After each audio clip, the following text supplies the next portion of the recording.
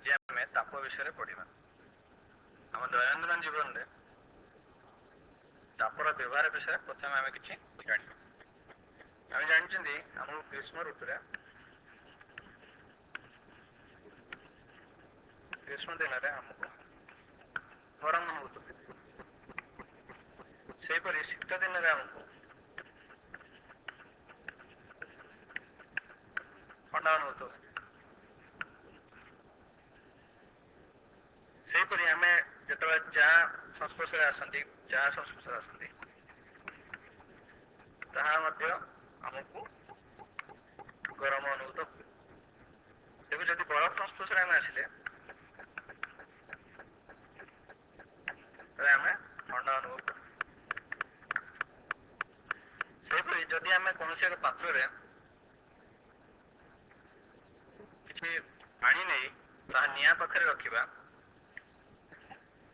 कि समय पर पानी धीरे धीरे गरम होदी यहाँ को आम अधिक समय धरी रखा ताल ये धीरे धीरे बाष्पर परिणत हो तो प्रथम आम कि जो निआ पाख रखिले सी गरम परिणत हो तापर आम अधिक जदि निआ पाखे रखा ताल सी बाष्पर परिणत हो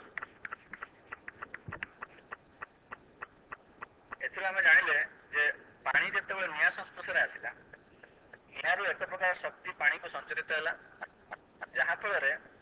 पानी की धीरे धीरे गरम है ये शक्ति को आम कही ताप शक्ति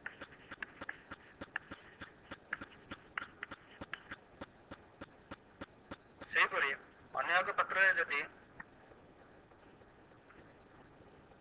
किसी पानी नहीं फ्रिज व रेफ्रिजरेटर भर रखा किसी समय पर आम देखा कि या ठंडा जदि